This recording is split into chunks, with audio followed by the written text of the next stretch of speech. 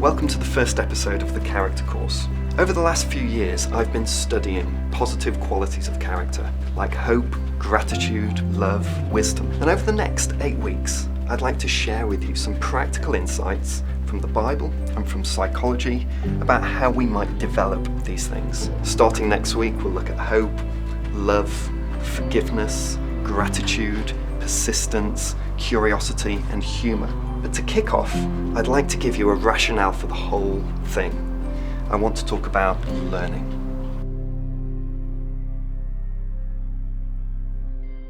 We haven't all had the best experience of learning, and sometimes that experience lives with us right into adulthood. I was talking to someone the other day who was telling me that at the age of 11, she wasn't the brightest kid in her class, but in a spelling test, she came number 1. And the teacher called her to the front of the class and said to her, in front of everybody, spell the word inexplicable, which she did perfectly. And then the teacher said, "That's you, inexplicable." The message she received was this: it doesn't matter how well you do, you're still not good enough. Some of us, therefore, are a bit nervous about the idea of learning. Because when we learn, we have to admit that we don't know things. And that's why sometimes learning has become a thing of shame. It's been the place where we've learned that we are failures in some way. And if learning has been like that for you, I'd like to invite you to be refreshed with a new way of encountering new things.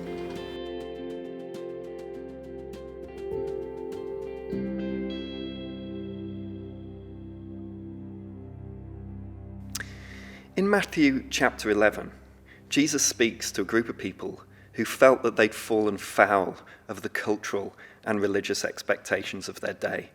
They felt inferior. They felt that they were moral or spiritual failures.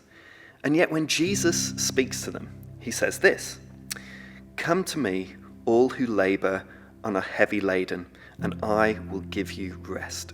Take my yoke upon you and learn from me. For I am gentle and lowly in heart, and you will find rest for your souls." In other words, he invites them and he invites us into a different kind of learning. If we're dim, he won't snuff us out. If we're discouraged, he won't discourage us further. If we feel we're failing, he isn't going to reject us.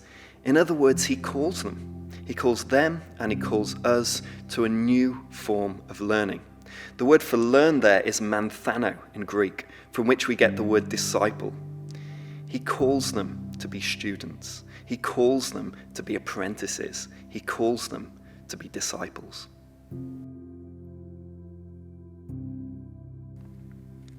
This idea of calling and vocation is interesting, because one of the things that psychologists have found about learning is that we tend to learn best when we learn for a purpose that goes beyond ourselves. Yes, learning can do us good, we can find it enjoyable, we can find it satisfying, but we seem to do our best learning when we have a sense of what good is this learning going to do in the world. In other words, what difference is this going to make? And as followers of Jesus, that's part of the rationale of the character course, that Jesus calls us to learn for a purpose beyond ourselves, to learn in order to make a difference in the world. And so together we'll be gathering around the Bible and we'll be looking at the teaching of Jesus and at the New Testament particularly, and we'll be asking this question: what are we learning and what difference is that going to make? But we all know that learning isn't always a joy. Sometimes it can be painful and frustrating and difficult. As the poet Khalil Gibran said, "I've learned silence from the talkative, toleration from the intolerant, and kindness from the unkind. Yet strange, I am ungrateful to these teachers." Psychologist Carol Dweck has had an enormous impact on the world of education. She says that when it comes to learning, we can take one of two attitudes. Either we can take a fixed mindset or we can take a growth mindset. In the fixed mindset, we go into things believing either that we're intelligent and can do it, or that we are stupid and unable. Weirdly, both those ways of viewing things stop us from learning. If we believe that we can't do it, we probably won't even try because we'll fear failing. On the other hand, if we believe ourselves to be greatly able, greatly intelligent, we're equally as unlikely to push ourselves into things that are problematic or difficult or may expose us as not being quite as intelligent as we'd like ourselves to believe. So whether we dropped out of school in our teens or rose to become the most high-flying academic, the fixed mindset would have us living in fear that sooner or later someone is going to expose our stupidity.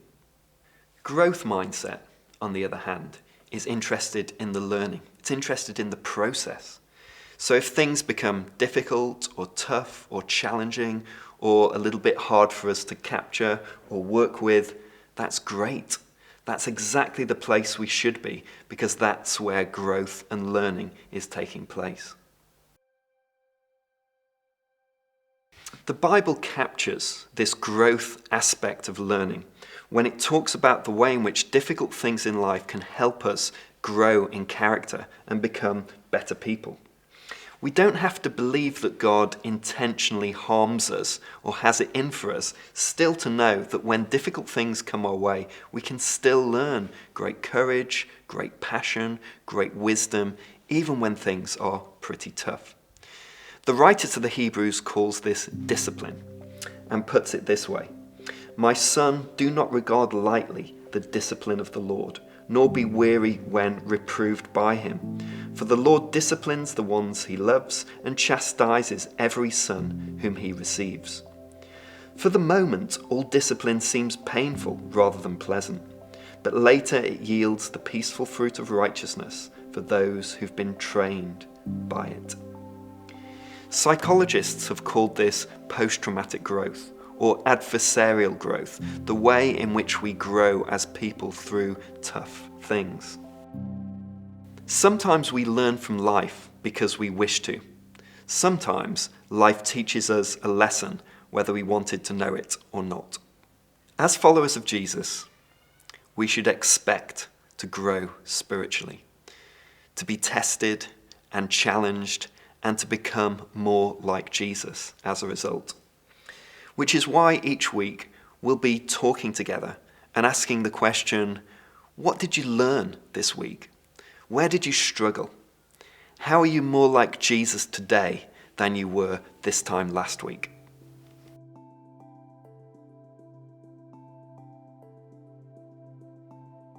So if you were listening closely, you might have noticed that the writer to the Hebrews in that passage emphasized training, writing, "For the moment, all discipline seems painful rather than pleasant, but later it yields the peaceful fruit of righteousness to those who've been trained by it." The word trained there in Greek is the word gymnazo, from which we get the word gymnasium. It means a place of practice, a place where we exercise, where we try things out. And it implies that gaining knowledge is more than just getting some information. It's more than just going through a bit of pain. We have to do something with it. It requires some kind of action. That's the logic of spiritual disciplines. We may know it, but do we do it? It may be common knowledge, but is it common practice? Psychological research suggests that action is important too. In one study, people who were just made aware of a positive quality of character reported benefits for up to 7 days. From a psychological point of view, that's what we would call an inert result. They felt better temporarily, but ultimately it made no real difference. On the other hand, those who were asked to practice a character strength in a different way every day were reporting benefits a week and even months later. It was putting it into practice in a kindly and curious way that really made the difference.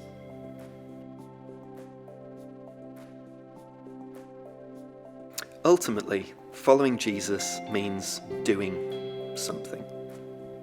Christianity is a walked out, practiced way of being in the world. The problem is we often don't know what to do. And that's why, as part of the character course, each week we'll be setting you a prayerful practice to try in the week between the sessions. Now, I promise you it won't take you any more than 10 minutes, but you'll have to commit to it. You'll have to decide when to do it. You'll have to be intentional about how you perhaps move other things around so that you can do it. And the other thing is, you may find that some of the exercises you really take to, others not quite so much. Some of them you'll try and discard. Others you'll try and love, and they may even become part of your spiritual repertoire for the rest of your life. But the key thing is that we take what we're learning and we begin to put it into practice each week, and we come together and we talk about what that's like. So how do I put this without sounding militant? I can't promise you that you're going to feel the benefit of every exercise in the character course. But what I can promise you is if you don't do them, the course is going to do very little for you. Or perhaps to put it a bit more challengingly, if you really think you're going to become more like Jesus just by having a few chats with your friends and watching some videos, you're being naive. It's time to accept a call that transcends yourself. It's time to learn through struggle. It's time to turn your beliefs into practices. It's time to be a disciple.